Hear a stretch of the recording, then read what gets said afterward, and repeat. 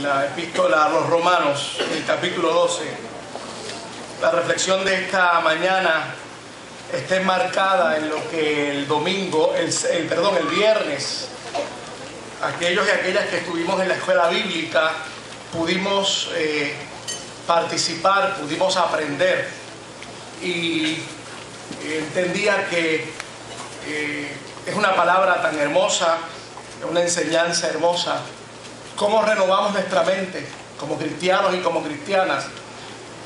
Y decidí compartir la reflexión basada en esa lección que nuestros maestros y nuestras maestras, sabemos que el viernes la han impartido de una manera extraordinaria. Y la palabra del Señor tiene una capacidad y una cualidad, y es que podemos repetirla, podemos escucharla inclusive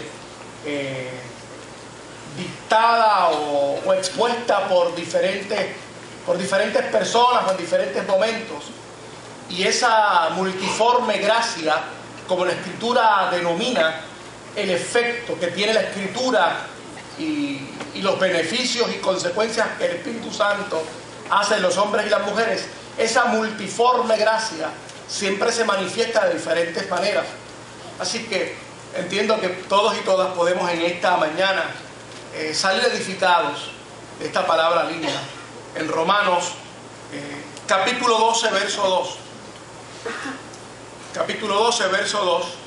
Leemos el verso completo, pero me interesa que la base de nuestra tesis en esta mañana, es decir, la idea central, sea la segunda parte de ese verso 2. Leemos el verso a la gloria de Dios Padre, Dios Hijo y Dios Espíritu Santo. Romanos capítulo 12, verso 2. No os conforméis a este siglo, sino transformaos por medio de la renovación de vuestro entendimiento, para que comprobéis cuál sea la buena voluntad de Dios, agradable y perfecta. Y repetimos la segunda parte, después de la segunda coma en la oración: para que comprobéis cuál sea la buena voluntad de Dios, agradable y perfecta. Esa será en esta mañana nuestra idea central. Queremos agradar a Dios, queremos vivir para Dios. Esta carta que escribe el apóstol Pablo a los romanos corresponde, esta sección que estamos leyendo, al área de exhortación. Del capítulo 1 al capítulo 11 vamos a encontrar que el apóstol va a hablarle a los hermanos, a estos queridos hermanos, a esta comunidad de fe, con relación a la doctrina cristiana. Ya vamos a ver algunos temas de esa doctrina cristiana, que él va a hacer énfasis en ese capítulo 12 y en el verso 1. Así que la razón es para poder dar consejos prácticos. La segunda parte, la área que estamos leyendo, consejos prácticos de cómo los cristianos pueden poner en función esa doctrina cristiana fundamental, elemental, básica, que produce precisamente la vida en Dios. Así que, escrita para el año 55 después de Cristo, el apóstol, aunque nunca había llegado en el momento en que está escribiendo esta carta, no ha llegado a Roma, pero los escritores y los comentaristas bíblicos entienden que ya había una buena relación con esta comunidad de fe. Así que, entendiendo la cultura en que está escrita la escritura, es decir, no se escribió en el 80, ni en el 75, ni en el 52, sino que se escribió hace casi 1000 años atrás, entendiendo esa cultura helénica, la mentalidad del momento, la mentalidad de esta sociedad que se entendía como una sociedad avanzada, como una sociedad que tenía ciertos progresos, como una sociedad que estaba inclusive con relación a otras sociedades organizadas de manera culta, de manera productiva, con unas metas y unos objetivos definidos.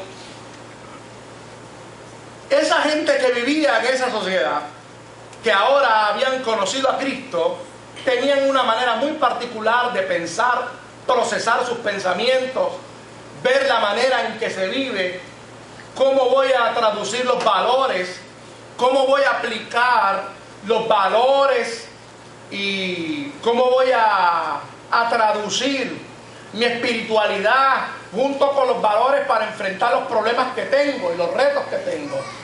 Son preguntas que toda sociedad se hace y que esa sociedad en particular, a la cual Pablo le está escribiendo a esta comunidad de fe, que está inmersa en esa sociedad, también le corresponde entonces escuchar esta tesis extraordinaria. ¿Cuál es? Los cristianos y las cristianas pueden conocer la voluntad de Dios si transforman su mente. ¿Cómo transformamos nuestra mente? ¿Por qué es importante transformar nuestra mente? La manera en que pensamos, la manera en que procesamos. Obviamente es una pregunta que, aunque Pablo la define ya en una manera muy particular, mente, pero Jesús se la había definido a un teólogo como un nuevo nacimiento cuando hablaba con Nicodemo. Y Nicodemo le preguntaba, pero ¿cómo es posible que yo vaya a cambiar? Sí es posible. Así que esta carta está escrita a los cristianos de cómo nosotros entonces renovamos nuestra mente para conocer la agradable y perfecta voluntad de Dios. Ahora bien, si esa es nuestra mente, nuestra idea, yo quiero proponerles lo siguiente. Muchas veces nosotros tenemos que tener una razón o tenemos que tener una idea poderosa para que pueda producir otras ideas. Y muchas veces lo que nos hemos enfrentado es que la gente no puede cambiar, no puede modificar sus maneras de ser, porque no hay algo poderoso que los pueda impulsar. No hay algo poderoso que los cambie. Y obviamente, si usted puede traducir eso a algún ejemplo en su vida, cuando a usted le ocurre alguna situación difícil, dolorosa, que marca su vida, cuando usted mira para atrás, usted se va a encontrar que usted ha hecho cambios en su vida, que usted ha hecho modificaciones inclusive a su manera de pensar. Si usted no lo cree, pues deje las puertas abiertas de la casa cuando llegue esta noche. Posiblemente sea usted de los que se levanta 3 veces la noche a ver si las puertas están bien cerradas. ¿Por qué es eso? ¿Porque eso fue lo que le enseñaron en su casa? No. Porque usted está leyendo el periódico toda esta semana, las noticias, está hecho un estadístico de la criminalidad en este país. Así que esas ideas han transformado su manera de ver las cosas. Inclusive han transformado su conducta, inclusive hasta sus hábitos de sueño. Así que lo que yo propongo en esta hora es, si nosotros queremos transformar nuestra mente, no la vamos a transformar porque queremos ser ricos, no la vamos a transformar porque queremos ser exitosos, no la vamos a transformar porque sencillamente hay una corriente que está de moda que dice que nos tenemos que ir modificando, sino que yo les propongo a ustedes en esta mañana que nosotros vamos a transformar nuestra mente porque nosotros queremos saborear, queremos vivir la voluntad de Dios para nuestra vida. Si los cristianos y las cristianas comprendiéramos eso, yo creo que se nos hiciera más fácil, y esta es la segunda parte de mi teoría y de mi exposición en esta mañana, de que la cristiandad no es tan difícil como nos las pintan, porque nos metemos unas ideas en la cabeza que no podemos lograr vivir a la altura de lo que la Escritura demanda, nos reclama y nos invita a vivir para Dios. Sin embargo, si nosotros aprendemos y nos metemos en la cabeza que nuestros cambios son para agradar a Dios, porque queremos vivir en primer lugar para Dios, y luego en segundo lugar, porque nos conviene, nuestros cambios serán permanentes, nuestros cambios serán consistentes, nuestros cambios no nos serán tan dificultuosos como muchas veces se nos presentan en la vida. ¿Por qué? La segunda parte del verso que acabamos de leer expresa lo siguiente. Voy a parafrasear. Porque esa voluntad de Dios es agradable. ¿Qué quiere decir eso? Que cuando yo vivo haciendo lo que Dios quiere que yo haga, yo vivo para complacer a Dios. Por eso es que la voluntad de Dios es agradable. Es perfecta porque yo me someto y dirijo mi vida supeditada a la soberanía de Dios. Dios es el soberano. Por eso la voluntad de Dios es perfecta para mí. Y es buena porque es lo mejor de Dios para mí y es lo más que a mí me conviene. Así que si yo tengo esa idea central en mi vida y en mi corazón, yo entonces puedo lograr transformar mi mente. Pero si nosotros vamos de por sí a transformar nuestra mente porque hay un problema, posiblemente lo quitemos por un ratito, pero al otro ratito va a volver otra vez el problema, porque no ha sido sustituido por algo poderoso, por algo que es más fuerte que tu pensamiento y que tu idea, y eso tiene que ser sustituido por la voluntad de Dios.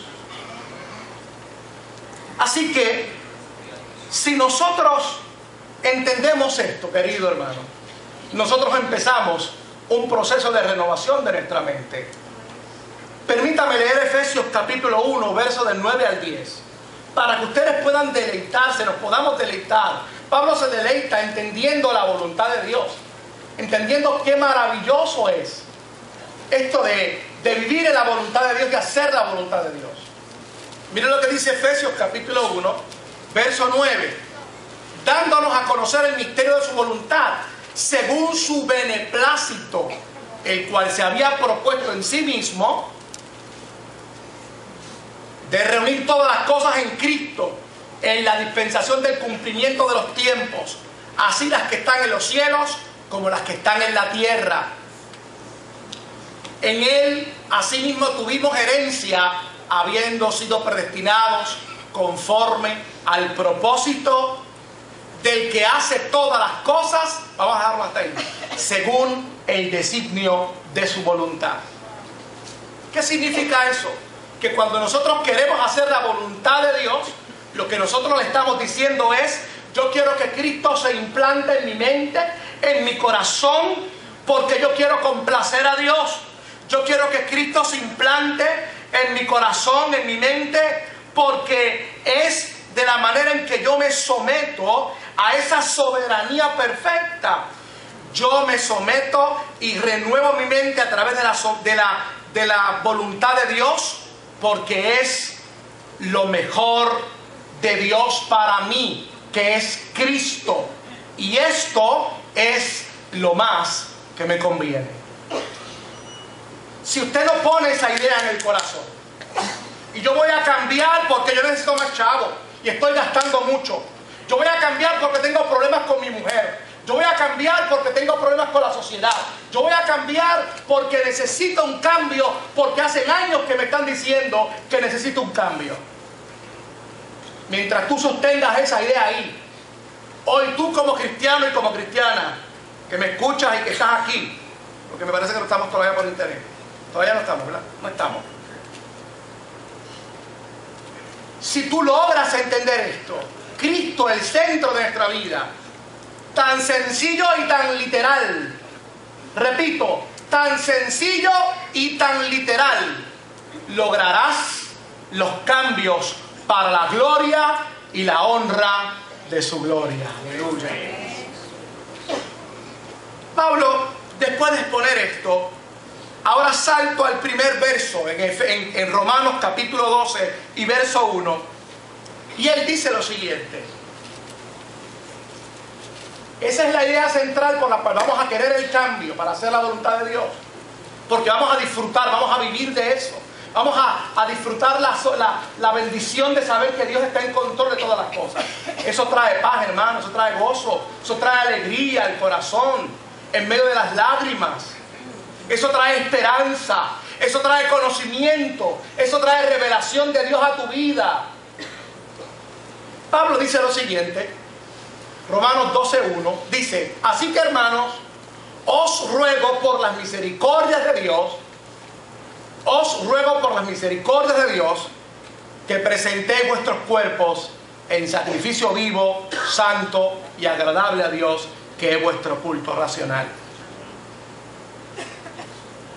Si bien es cierto que nuestra idea central es fundamental, Pablo le sigue diciendo a los hermanos, del capítulo 1 al capítulo 11, ahí hay la doctrina suficiente para que puedas sostener tus cambios. Tienes una idea central que es hacer la voluntad de Dios. ¿Y cómo yo sostengo esa idea? Con una doctrina extraordinaria que va desde el capítulo 1 hasta el capítulo 11. Por eso es que él dice, por las misericordias de Dios, por los beneficios de la doctrina cristiana. Y voy a dar algunos ejemplos que Pablo establece en esos 8 o 9 capítulos hasta el capítulo 11. En primer lugar, el poder del evangelio en el capítulo 1, verso 16 al verso 17. Eso no está anotado.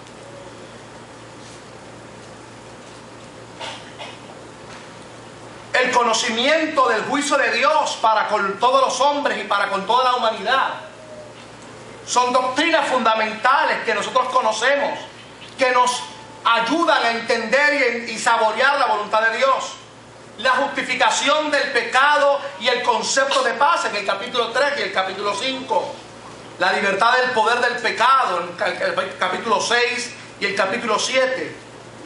El concepto de triunfo y declaración de vencedores que somos en el capítulo 8. Son doctrinas básicas de la cristiandad que te ayudan a tú hacer la voluntad de Dios y anhelar la voluntad de Dios. Y entonces, ¿cómo lo hago? ¿Cómo transformo? ¿Cómo pongo en función esa transformación de mi mente? Dice la segunda parte del verso que acabamos de leer: preséntate a Dios con todo lo que tú eres. Por favor, ponme en la pantalla Romanos 12:1. Preséntate a Dios con todo lo que tú eres. Recuerde que Pablo le está hablando a gente cristiana, no le está hablando a gente que no es cristiana. Y está diciendo entonces: presenta vuestros cuerpos en sacrificio vivo, santo y agradable a Dios, que es vuestro culto racional. Le hace una analogía con el culto hebreo del Antiguo Testamento. Pero lo que quiere presentar Pablo aquí es que lo primero que hacemos nosotros para transformar nuestra mente es presentarnos a Dios tal cual somos. No presentándote con una figura que no eres, no con una cristiandad, porque es que a mí me han dicho que yo tengo que decir que soy más que vencedor, aunque haya tenido una situación difícil y me sienta derrotado. Pero tengo que decir que soy vencedor. Sí y no. ¿Cómo es eso? Porque la Biblia dice que me presente a Dios en sacrificio vivo. Y sacrificio es yo reconocer lo que yo soy, sabiendo que yo soy cristiano, pero fallé hoy. Y tengo que ser racional. No puedo engañarme a mí mismo. No puedo venir con hipocresías ante Dios. Sí, yo quiero ser fiel a Dios. Yo quiero sentirme como triunfador. Pero hoy no me siento como triunfador. Hoy metí la pata. Hoy me equivoqué. Hoy traté de pensar y hacer las cosas como entiendo y como sé, porque yo soy un teólogo. Yo sé mucha Biblia. Pero tomé una decisión mala. Si tú quieres transformar tu mente, Pablo dice: preséntate a Él en sacrificio vivo, con un culto racional. Es decir, con toda tu alma, mente, espíritu y cuerpo. con todo lo que somos. Nosotros nos podemos engañar a nosotros mismos. Usted no ha escuchado a gente que dice que hay gente que se cree sus propios embustes. ¿Ha escuchado eso, verdad? No mire para el lado, mírese a sí mismo.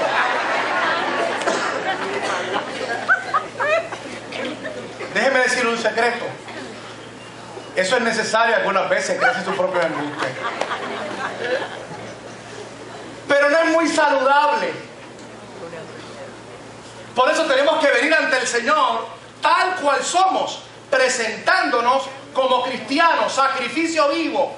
Porque la analogía del sacrificio muerto del Antiguo Testamento era aquel que no tenía precio, que sencillamente se ofrecía. Ahora no, ahora tú tienes precio. Tú has sido comprado con la sangre maravillosa del Cordero. Por lo tanto, eres un sacrificio vivo. Te presentas tal cual eres ante Dios. Aquí estamos. Racional porque te conoces. Conoces cuando nos hemos medio engañado para sentirnos un poco mejor. Así que la primera parte de esta dinámica es presentarnos al Señor tal cual somos. El Señor sabe cómo tú eres y el Señor sabe cómo yo soy. Y el Señor nunca, dice la Escritura, que rechaza a nadie que se acerca a Él. El apóstol sigue diciendo, para transformar nuestra mente, no nos podemos conformar a este siglo. No nos podemos conformar a los conceptos, valores, formas de solucionar problemas y estilos de vida de la época. Cada sociedad ha tenido que lidiar con diferentes circunstancias. Y cada sociedad aprende a trabajar y a dilucidar con sus problemas, con las herramientas que tiene. Pero el apóstol dice, nosotros tenemos otra capacidad para poder enfrentarnos a eso.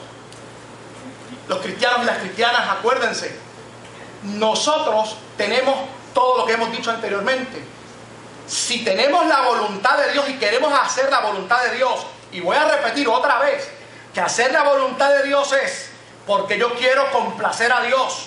Hacer la voluntad de Dios es porque me someto y dirijo mi vida supeditada a la soberanía de Dios.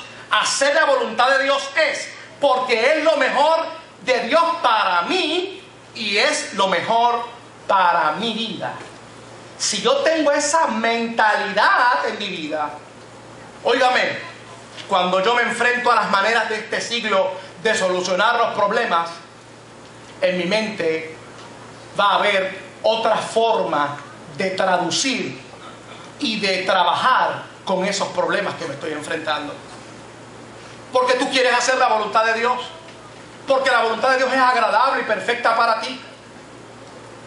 La única intención de Dios dar a su Hijo en propiciación por nuestros pecados es para que podamos tener la capacidad para vivir para Él. No hay otra razón. Porque somos de Él y para Él. Gloria al Señor. Es que usted no es suyo. Yo voy a empezar a mencionar el nombre. Déjame empezar a mencionar el nombre de Joel, que tengo más confianza. Joel no es de él. Mencionen el nombre de Juan, que tengo confianza con Juan. Y Juan no es de él. Juan es abogado. Pero es abogado primero para Dios, para Jesucristo y después para todo lo demás. Porque somos de Él y para Él y en Él. El mundo no puede entender eso porque el mundo no tiene el Espíritu de Dios. Nosotros comenzamos a transformar nuestra mente cuando no nos conformamos de cómo se solucionan los problemas. Yo decía en años anteriores y tenía como una campaña con ese tema que decía que nosotros solucionábamos los problemas, una de las maneras y de las formas, creando otros problemas. Y eso es fácil, el ejemplo clásico en casa. ¿Quién fue el que rompió esta mesa que estaba aquí? Porque no hay cámaras en la sala de su casa, no sé, en la mía no hay cámara, no sé si la suya hay, para saber quién fue el que la rompió. ¿Quién fue el que rompió esto aquí? Entonces vamos a comenzar a buscar los culpables primero. Entonces había un problema que era la mesa rota, pero ahora tenemos que buscar, no, porque tenemos que asignar responsabilidad. ¿Para qué? ¿Con asignar responsabilidad se resuelve la mesa? ¿La volvemos a componer? No.